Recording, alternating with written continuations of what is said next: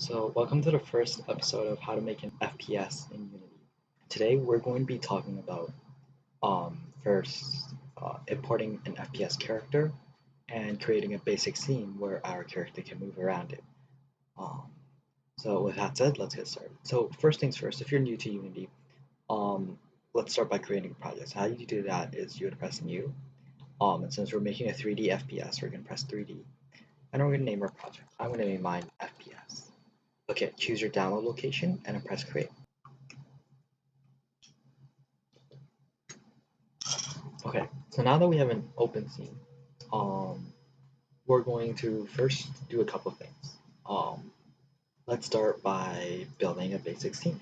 So how you import objects into Unity is that you would right click on the hierarchy, which is this tab right here. Press 3D object because we're working with 3D objects. Now I'm just going to import a simple plane. Okay, great. So now we have a plane. I'm gonna make it a bit bigger by making it 10 by 10 by 10. Actually, the Y can be 1. It doesn't really matter because width doesn't, or sorry, thickness doesn't matter. And now we're going to have a couple of very basic things in here. Let's press 3D cube and maybe like put a cube here. Make it like 3 by 3 by 3. Make another cube. Maybe this one can be 2 by 2 by 2. And make another cube. This one can be 5 by 5 by 5. Okay, great. So now we have a very, very basic scene happening here.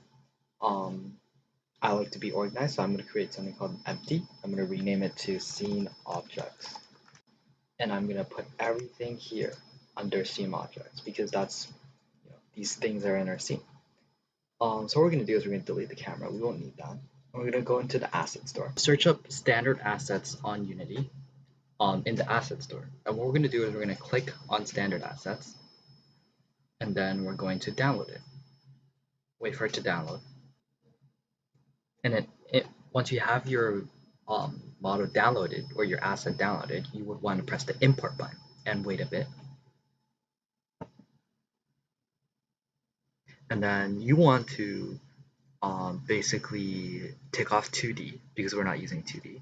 We're going to keep camera, keep characters, keep cross-platform input, keep the editor, keep the effects, keep the environment, keep the fonts, keep the particle system and physics material, prototyping, keep the utility, and take off the vehicle. And then press import. Okay, so now that you have your asset imported, you should see a standard assets folder in your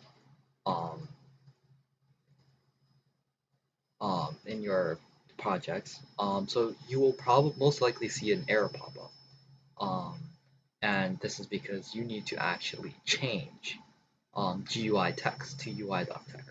So you want to go in here and you want to go UI.text. That should fix it. Or sorry. So you want to press also using, or actually no, we can literally just say Unity engine.ui.text. Okay, so now we fixed the error. Next thing's next. Let's bring our FPS controller into the scene. So we want to go into characters, first person, because we're making a first person game, prefabs, and then FPS controller. We don't want rigid body, we're just going to be using FPS for now. Okay, so now when we press play, we'll have a controller. We will be able to move around and jump. And I'll show you how to customize it. Okay, let's try jumping onto some platforms. Great, it all works. Okay, so right now we have walking. You don't want to touch this. This is for walking detection. We have walk speed, which you can customize to change your walk speed. Your run speed, which you customize for your run speed. This doesn't matter so far. The jump speed, which is how fast you jump. Your gravity force, your gravity multiplier. Pretty simple stuff. Okay, great. So now that we have our FPS controller in the scene, let's actually get some gun models because this is an FPS game. So what we want to do is we want to search up low poly guns on the asset store. Turn pricing down to 0. and right here, low Poly Weapons VOL.1.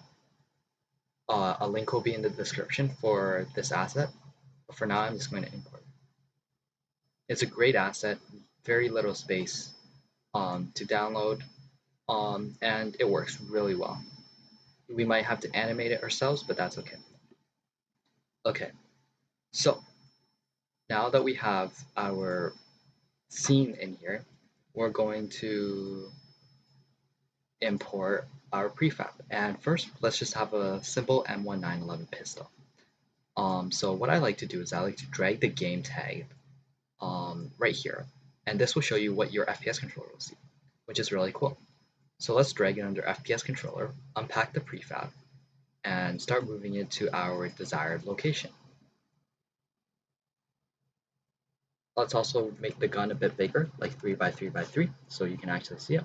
Let's also rotate the gun the other way, so it's pointing in the right direction. Drag it down to your desired spot. I think that's about fine. So now, because this is coupled to the FPS controller object, when we press play,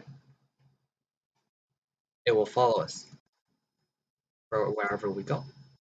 Um, Now, because this isn't the gun isn't coupled to the camera, the gun doesn't point where the camera points to.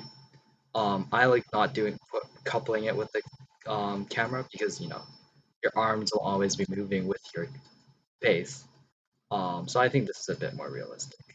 But since this is an FPS, and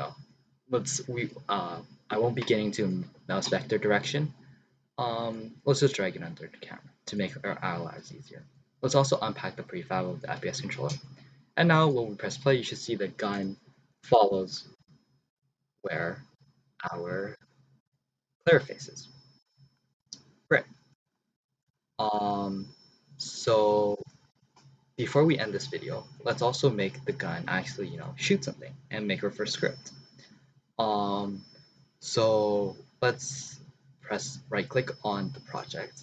Let's press create and let's press folder. And let's make it scripts, the folder called scripts.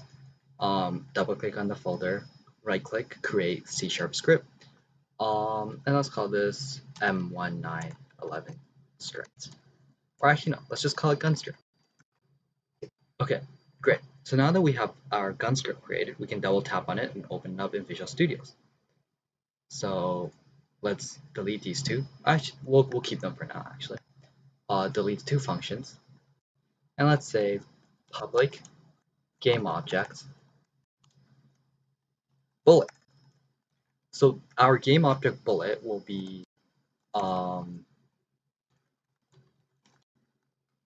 what we'll be shooting up. So actually, let's just go back to Unity real quick. Right click on the scene, create 3D object, sphere. Okay, and then this will be your bullet. As you can see, it's a bit big. We're going to turn it down to 0.1 by 0.1 by 0.1, or actually 0.15 by 0.15 by 0.15. And then we're going to rename this to bullet, drag into prefabs of prefabs folder, which we'll create right now. So right click, create folder, prefabs, and then drag the bullet into the prefabs folder. Okay, so now let's comment and say data. So this is going to be where data is going to be stored. We're going to say public floats bullet speed. Okay, so now let's go into void update, and we can say if input dot get button down mouse, but or actually no, let's get key down. Get key down key code dot mouse 1 or 0. Sorry. This will be our left mouse button. Then we're going to fire. Sorry, spell fire wrong. Now you might be wondering why it's red right now. That's because we haven't created a function yet. So let's create a separate function called fire, void fire. Okay. So now let's make fire actually do something. So when we hit mouse 0, we want to instantiate the bullet, and we want to instantiate it at a position and at a rotation. So what we want to do is we want to make another variable called public game object, bullet exit pus. So this will be the exit position of the bullet, and we're going to say the position of the bullet, that the position that the bullet is going to exit out of is going to be bullet exit pus dot transform and dot position, and bullet exit pus dot transform dot rotation. Great. So let's also actually make a var bullet is equal to this.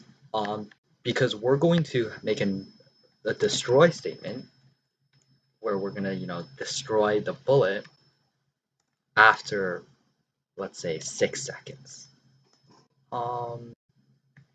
So if you didn't understand what I just did there, what I did was I made this, the bullet, the new variable bullet, reference the instantiated object, which is in our case, the bullet prefab that we had, which will be instantiated at the bullet exit position and the exit bullet rotation.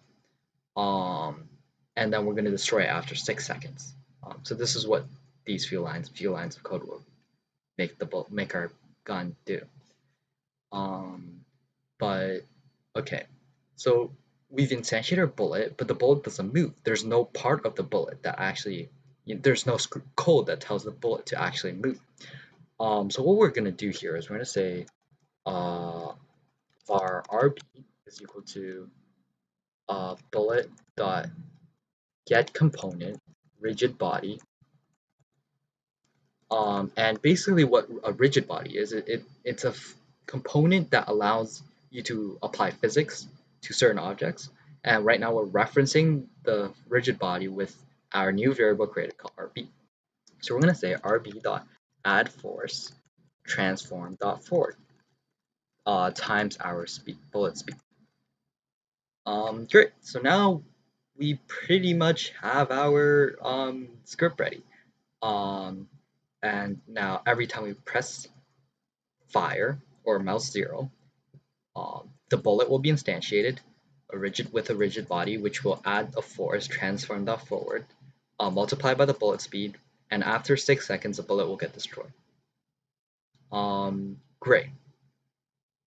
So now we can add different functions such as reloading and destroy this bullet destroying when it hits an object, and stuff like that. But for now, let's just go into the bullet, double click on the bullet in the prefab folder, add component rigid body, and use gravity should be true. Or actually, you know what? Let's not use gravity, because you'll see why in a second. But now let's drag our gun script. Here, we're going to drag the bullet into the bullet prefab slot. We're going to create an empty under the M1911. We're going to drag it out at the very front of the gun, and then we're going to rename this to bullet exit pus.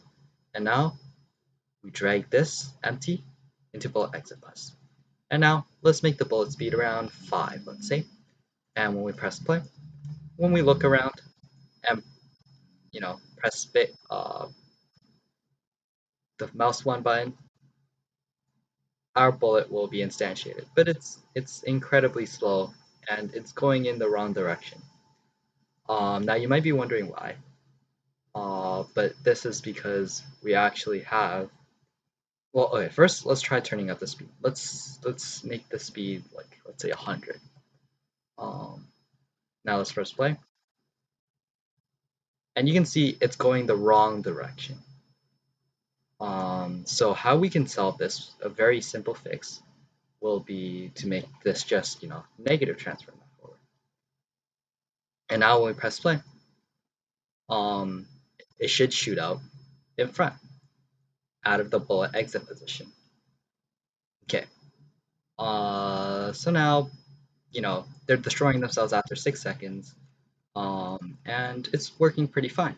Let's actually turn this up to 250. let's try again. Great. So how you can actually, you can see they're interacting with objects. If you don't want this, we're going to get into it next video, but we're going to make the bullets destroy themselves when they hit an object. Um, and yeah, that's pretty much it for this video. If you also want to make the bullet actually go faster, you can turn down the mass to like, let's say 0.5.